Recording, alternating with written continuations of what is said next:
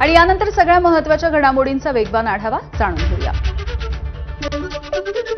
अयोध्येमधल्या राम मंदिरावरती डौलानं फडकला धर्मध्वज। विधिवत पूजेच्या नंतर पंतप्रधान नरेंद्र मोदी यांच्या हस्ते ध्वजारोहण। सोहळ्यासाठी सरसंघचालक मोहन भागवत यांच्यासोबतच अनेक मान्यवरांची उपस्थिती। राम मंदिराच्या शिखरावरती फडकलेला धर्मध्वज सुमारे 22 फूट लांब आणि 11 फूट रुंद। ध्वजावरती सूर्यनारायण, ओम आणि कोविदार वृक्ष या 3 प्रतीकांना विशेष स्थान।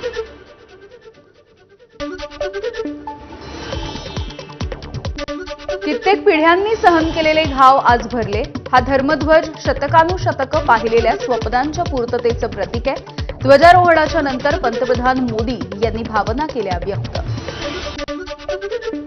रामराज्याचा ध्वज आज पुन्हा एकदा फडकतोय।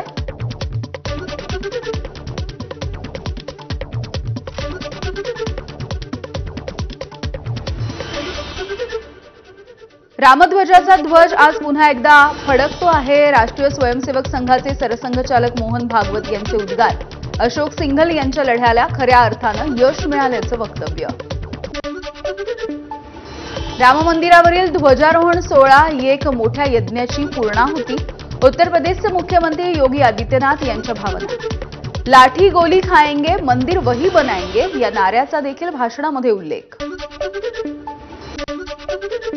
भाजपचं घर घर राम अभियान। मुंबई आणि महाराष्ट्रामधल्या प्रत्येक घरावरती केशरी धर्मध्वज फडकवण्याचं आवाहन। राम मंदिराचं काम पूर्ण झाल्यामुळे विशेष कार्यक्रम। स्थानिक स्वराज्य संस्थांमधल्या आरक्षणाबद्दलची आजची सुनावणी पुढे ढकलण्यात येते। आता शुक्रवारी पुढची सुनावणी होणार आहे। आजच्या सुनावणीमध्ये सुप्रीम कोर्टाकडून निवडणूक प्रक्रियेला कोणतीही स्थगिती देण्यात आलेली नाही। निवडणुका होऊ द्या पण त्या आमच्या आदेशांच्या अधीन, सुप्रीम कोर्टाचे आदेश। तर 57 ठिकाणी आरक्षणाची मर्यादा ओलांडली गेली आहे, तेव्हा गरज पडली तर मोठ्या खंडपीठाची देखील स्थापना करू, सुप्रीम कोर्टाकडून स्पष्ट। सुप्रीम कोर्टाच्या पुढच्या सुनावणीपर्यंत महानगरपालिका आणि जिल्हा परिषदांच्या निवडणुकांची घोषणा करणार नाही, निवडणूक आयोगाची सुप्रीम कोर्टाला ग्वाही। महाराष्ट्र प्रदेश काँग्रेस कमिटीचं राज्य निवडणूक आयोगाला पत्र। महानगरपालिका प्रारूप मतदार याद्यांच्या हरकतींची मुदत ही 15 दिवसांनी वाढवावी, पत्राच्या माध्यमातून काँग्रेसची मागणी। खासदार सुप्रिया सुळेंचे राज्य निवडणूक आयुक्तांना पत्र। उमेदवारांच्या बिनविरोध प्रचलनाबाबत सुळेंकडून चिंता व्यक्त करण्यात आली। उमेदवारांना धमकावणं, दबाव टाकण्याचे प्रकार सुरू असून हे लोकशाही मूल्यांच्या दृष्टीनं अनुचित आहे। सुप्रिया सुळे यांनी पत्रामध्ये हा उल्लेख केला आहे। पिंपरी चिंचवड महानगरपालिकेनं आगामी पालिका निवडणुकीसाठी प्रसिद्ध केलेल्या प्रारूप मतदार याद्यांच्या संदर्भात महाविकास आघाडी आक्रमक झाली आहे। पिंपरी चिंचवड महानगरपालिकेच्या प्रवेशद्वारावरती प्रतिकात्मक मतदार याद्या जाळून पालिकेच्या निवडणूक विभागाचा निषेध व्यक्त करण्यात आला। कुणालाही मतदान करा पण आईशप्पथ सांगतो कमळाला मतदान करू नका, रासपच्या महादेव जानकर यांचं मतदारांना आवाहन। भाजप हा जाती जातींमध्ये भांडणं लावणारा पक्ष असल्याचा जानकरांचा हल्लाबोल। परळीमधल्या प्रचार सभेमध्ये वाल्मिक कराडची आठवण काढणाऱ्या धनंजय मुंडेंवरती विरोधकांची टीका। ही क्रूर प्रवृत्तीची आठवण काढणाऱ्यांना पक्षामधून काढून टाका, खासदार सुप्रिया सुळे यांची मागणी।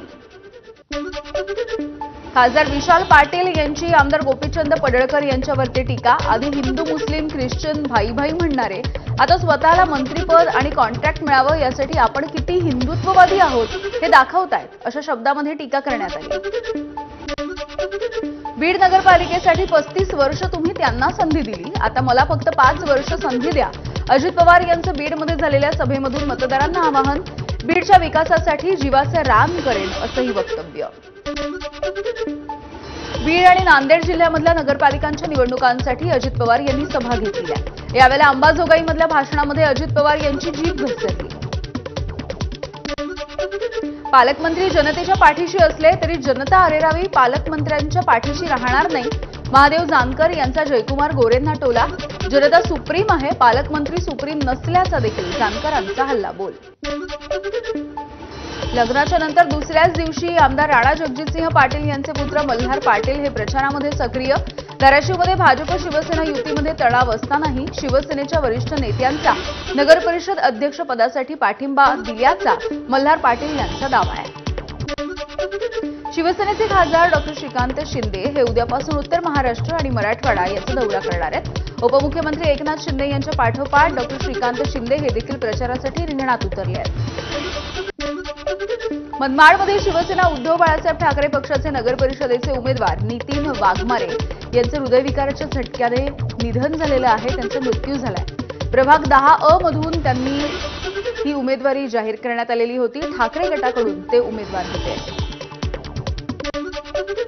उरणच्या नगर परिषदेसाठी बाहेरून मतदार आणले जात आहेत। महाविकास आघाडी उमेदवार भावना घाणेकर यांचा सत्ताधारी महायुतीवरती आरोप। बोगस मतदार आले तर जशास तसं उत्तर देणार, भावना घाणेकर यांचा इशारा। 35 वर्ष तुम्ही क्षीरसागर यांना संधी दिली, मला 5 वर्ष द्या, अजित पवार यांची बीडकरांना भावनिक साथ। राष्ट्रवादी सोडून भाजपमध्ये प्रवेश केलेल्या योगेश क्षीरसागर यांच्यावरती देखील टीका। नागपूरच्या सावनेर नगरपालिकेमध्ये उच्च शिक्षिकांना उमेदवारी, कुणी इंजिनियर तर कुणी घेतलं MBAचं शिक्षण। नगराध्यक्षपदाच्या उमेदवार संजना मंगळे यांनी महामेट्रोची नोकरी देखील सोडली आहे। नागपूरच्या कळमेश्वरमध्ये भाजपचा प्रचार का करतो म्हणून एकाचं अपहरण करून त्याला मारहाण करण्यात आली। आरोपींच्या विरोधामध्ये गुन्हा दाखल करून आता 3 जणांना अटक करण्यात आली आहे। काँग्रेसचे माजी नगरसेवक हरीश ग्वालबंशी हे सध्या फरार आहेत। नगरपंचायत आणि नगर परिषदेमधील अपक्ष उमेदवारांना उद्या चिन्हांचं वाटप होत असल्यामुळे अजूनही प्रचाराला सुरुवात झालेली नाहीये। केवळ 4 दिवस प्रचाराला मिळणार असल्यामुळे अपक्ष उमेदवार सध्या नाराज आहेत। अशोक चव्हाणांवरती गल्लीमध्ये फिरण्याची वेळ आली। प्रताप पाटील चिखलीकर यांचा हल्लाबोल। तर काँग्रेसनं काय कमी केलं, अशोक चव्हाण हे काँग्रेसला बेईमान का झाले याचा त्यांनी खुलासा करावा असं आव्हान देखील चिखलीकरांनी दिलंय। परभणीच्या जिंतूर नगर परिषदेच्या निवडणुकांमध्ये उच्च शिक्षित तरुण निवडणुकीच्या रिंगणात उतरतायत। मूलभूत सुविधांसाठी लोकांना सेक्स एज्युकेशन देणार, जाहीरनाम्यामधून आश्वासन। दिग्गजांच्या समोर जिंतूरमध्ये सध्या मोठं आव्हान आहे। शिंदेच्या शिवसेनेकडून मुक्ताईनगरमध्ये गुंडगिरी आणि दडपशाही केली जाते। केंद्रीय मंत्री रक्षा खडसे यांचा आरोप आहे। मुक्ताईनगरमध्ये युती करण्यासाठी तयार, मात्र व्यक्तिगत नावाला टार्गेट करून मंजूर कामं थांबवली जात असल्याचा देखील रक्षा खडसे यांचा आरोप आहे। जळगाव जिल्ह्यातल्या 40गाव नगर परिषदेच्या निवडणुकीसाठी शहरामध्ये बनावट ओळखपत्र तयार करण्याचं काम सुरू आहे। ठाकरेंच्या शिवसेनेचे नेते हे माजी खासदार उन्मेष पाटील यांनी हा आरोप केलेला आहे। मतदान केंद्राच्या बाहेर आता कॅमेरा बसवण्याची मागणी देखील त्यांनी केली आहे। बीड नगरपालिकेमध्ये नगराध्यक्षपदासाठी 19 उमेदवार हे निवडणुकीच्या रिंगणात आहेत। 24 वर्षांच्या दिव्या स्वामी नगराध्यक्षपदाची सगळ्यात तरुण उमेदवार आहे। मात्र अपक्ष उमेदवारांना निवडणूक विभागाकडून कोणतंही चिन्ह मिळालेलं नसल्यामुळे त्यांनी आता नाराजी व्यक्त केली आहे। बदलापूरमध्ये एकाच घरामध्ये 6 जणांना शिवसेनेचं तिकीट। शिवसेनेचे शहराध्यक्ष वामन म्हात्रे यांच्यासोबतच पत्नी, भाऊ, मुलगा, भाऊजय आणि त्यांच्या पुतण्याला देखील उमेदवारी देण्यात आली आहे। या तिकीट वाटपावरून भाजपची टीका। ज्यांनी विधानसभेला आमच्या संदर्भात जाणून बुजून चुकीचं काम केलं त्यांचा सत्यानाश आणि वाटोळं होऊ दे। श्रीवर्धनमधल्या प्रचार सभेमध्ये मंत्री भरत गोगावले यांचं वक्तव्य। सत्ता केंद्र हे कायम बारामतीमध्ये असल्यामुळे बारामतीचा विकास झाला। असा विकास हा राज्यामधल्या इतर नगर परिषदांचा का झाला नाही? भाजपच्या नेत्या आणि मंत्री मेघना बोर्डीकर यांचा अजित पवारांना सवाल। अमरावतीच्या धामणगावामध्ये भाजप आणि काँग्रेसमध्ये थेट लढत होतीये। 15 वर्षांमध्ये कागदोपत्री विकास झाला, काँग्रेसच्या उमेदवारांचा आरोप आहे। तर विकास झाला म्हणूनच जनता निवडून देतेय, भाजपच्या उमेदवाराचं प्रत्युत्तर। परभणीच्या जिंतूरमध्ये भाजप आणि अजित पवार यांच्या राष्ट्रवादीमध्ये अटीतटीची लढत। सार्वजनिक बांधकाम विभागामध्ये भ्रष्टाचार करून निवडणुकीमध्ये पैसा खर्च केला जातोय। माजी आमदार विजय भांबळे यांचा भाजपवरती आरोप आहे। गोंदिया शहरामधील रस्त्याच्या समस्या सोडवून स्वच्छ गोंदिया बनवायला हवं। गोंदियामधल्या वेगवेगळ्या समस्यांचा नागरिकांनी पाढा वाचलाय। तरुणांसाठी रोजगार उपलब्ध करून देण्याची ही अपेक्षा इथल्या नागरिकांनी व्यक्त केली आहे। कराडला नगरपालिका निवडणुकीमध्ये आगळावेगळा उपक्रम। नगराध्यक्षपदाचे सगळे 9 उमेदवार एकाच व्यासपीठावर। ज्येष्ठ नागरिकांनी हा अनोखा उपक्रम राबवलाय।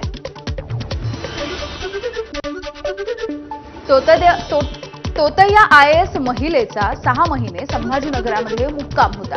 अफगाणी बॉयफ्रेंड पाकिस्तानी भावासाठी भारताचा व्हिसा घेण्याचा तिचा प्रयत्न होता. बनावट कागदपत्रांचा वापर देखील तिने केला आणि तिने लॉबिंग देखील केलाय. डॉक्टर गौरी गर्जे आत्महत्या प्रकरणाची राज्य महिला आयोगाने दखल घेतली आहे. निष्पक्ष चौकशी करून डॉक्टर गौरी यांच्या कुटुंबाला न्याय देण्यासाठी आम्ही पाठपुरावा करू. महिला आयोगाच्या अध्यक्ष रुपाली चाकणकर यांचं आश्वासन. टीईटीसह सेटचाही पेपर फोडला. अटकेमधल्या गायकवाड टोळीनं ही कबुली दिली आहे. कोल्हापूर, सांगली, साताऱ्यामधून 10 जणांना अटक करण्यात आली. 50 ते 60 जणांकडून या टोळीनं पैसे घेतल्याचं देखील समोर आलंय. पालघरच्या मोखाड्यामध्ये बाळंतणीला रुग्णवाहिका चालकानं अर्ध्यावरच सोडलाय. मातेची चिमुकल्यासह 2 किलोमीटर पायपीट. संबंधितावरती कठोर कारवाई केली जाणार. जिल्हा शल्य चिकित्सक डॉक्टर रामदास मराड यांची माहिती. सांगलीमधल्या कुपवाड मिरज रस्त्यावरती 2 दुचाकींची समोरासमोर भीषण धडक. दोघांचा जागीच मृत्यू झालाय तर एक महिला यामध्ये गंभीररित्या जखमी झाली. भंडाऱ्यामध्ये कारच्या धडकेमध्ये दुचाकीवरच्या 2 जणांचा मृत्यू झालाय. भंडारा पौदी महामार्गावरच्या अड्याळ इथली ही घटना आहे. कार चालकाच्या विरोधामध्ये सध्या गुन्हा दाखल झालाय. सांगलीमधल्या कृष्णा नदीपात्रामध्ये पुन्हा एकदा मगरींचं दर्शन होत आहे. पलूसच्या कृष्णा नदीपात्रामध्ये मगरींचा वावर सध्या बघायला मिळतोय. अनेक मगरी या कृष्णा काठावरती सध्या ताकारी पुलापासून हरिपूरपर्यंत आलेल्या आहेत.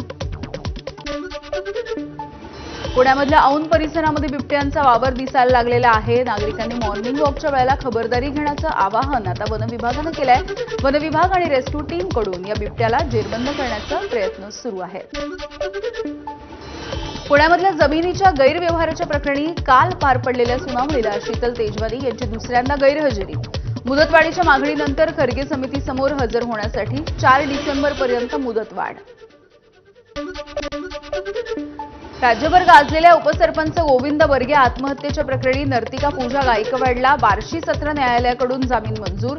9 सप्टेंबरला उपसरपंच बर्गे यांनी आत्महत्या केली.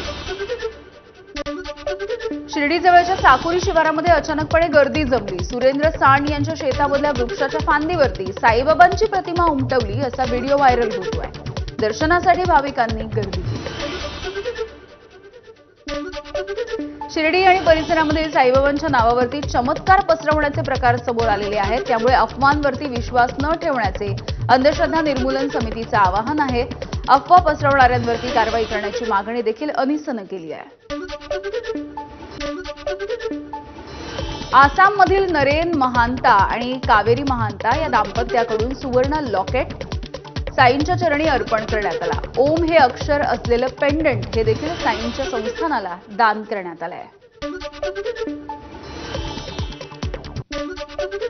सायबर किंवा इतर गुन्ह्यांमध्ये सिम कार्ड वापरल्यास मूळ मालकाला देखील कायदेशीररित्या जबाबदार धरलं जाणार. दूरसंचार विभागानं हा कडक इशारा दिलाय. भाजीपाल्यांचे दर हे 2 महिन्यांपासून गगनाला भिडले आहेत. नवीन पीक आलं नसल्यामुळे हे दर चढेच राहताना दिसत आहेत. वाशीमधल्या कृषी उत्पन्न बाजार समितीमध्ये आवक घटल्यामुळे दरांमध्ये दुप्पट वाढ झाली आहे.